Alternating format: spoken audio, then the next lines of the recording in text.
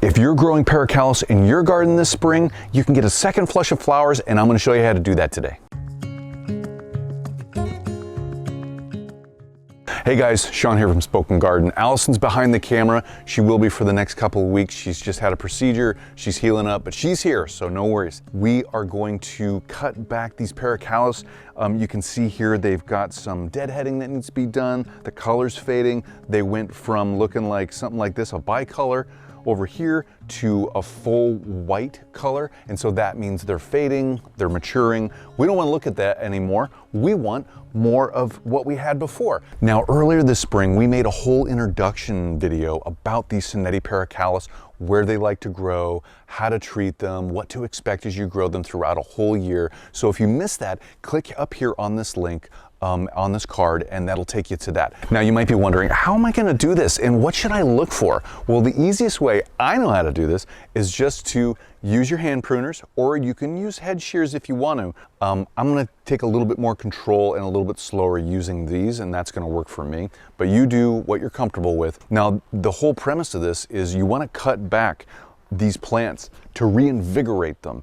And you want to cut them back not only to remove these older flowers, but you want to make sure to cut it back so you're not taking too much away. So the general rule of thumb when you're doing this for these Pericallis is to cut them back about a third, maybe almost even half of their total size, and that is going to reinvigorate them, and it's going to re-stimulate them to flower, because we're still in the springtime. We still have cooler night temperatures, at least here in the Pacific Northwest in our zone 9A in the Tacoma area. So if you have cooler temperatures, at least during the night and even during the daytime, that are below 50 degrees, that are around even down to 35 degrees, once you cut these plants are going to re-stimulate to flower. That's partially what triggers them to flower. That's how they're genetically bred, and that's how they're grown. So that's what we're going to do here today.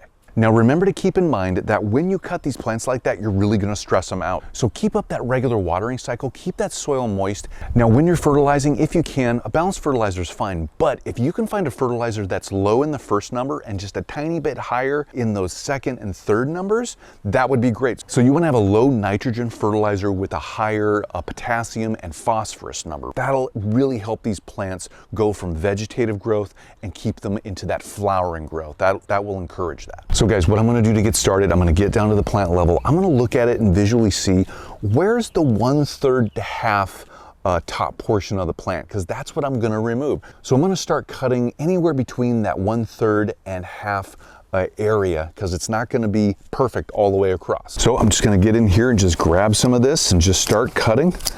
And I'm just going to keep going through. What I'm going to do first is just take the very top off. I'm not going to get the sides yet.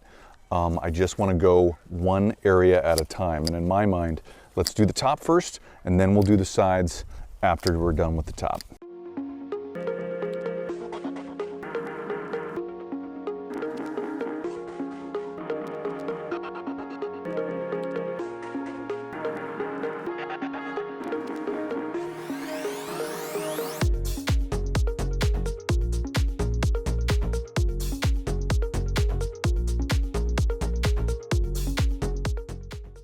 And don't worry about anything that's just kind of left up here like leaves and all that. You can get that a little bit later.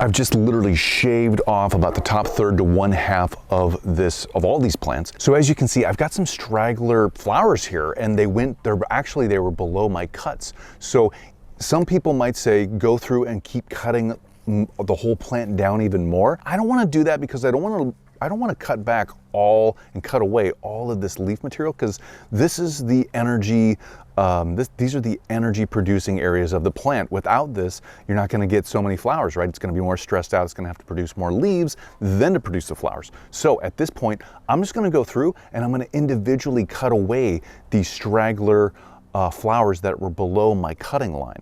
And so I would say do that so you don't stress your plants out any more than you need to. You also might be saying, hey, wait a minute, is there a specific place on the stem I need to make the cut when I'm doing this? And normally when you're pruning, I would say yes. You want to be very strategic about where you make your cut along the stem. You know, is it to another leaf axil, to a bud, whatnot? But in this case, we're just shaving it. We're not going to be very specific at all. As you can see, I just shaved all this. So when you're doing this to the Pericallis, you don't need to be specific where you make your pruning cuts.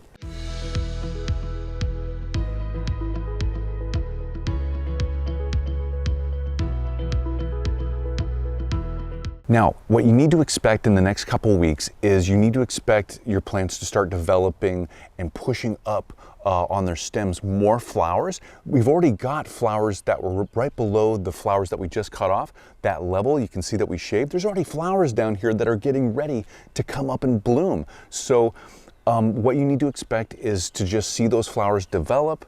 They're going to push up through. Make sure, just a quick reminder, friendly reminder, guys, that's it on these Pericallis. I have more Pericallis that I need to get to cut back and treat the same way. We've got a lot of other projects going on here that I got to get to, and Allison has to get to too.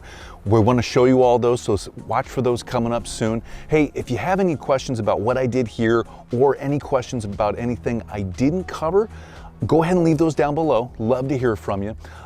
Make sure also, if you didn't see our previous earlier spring video on Senetti Pericallis, introducing them to you all, make sure to check out this video right here, okay? And if you haven't subscribed already, make sure to subscribe. We'd love to have you along on our garden journey. So until then, see you later.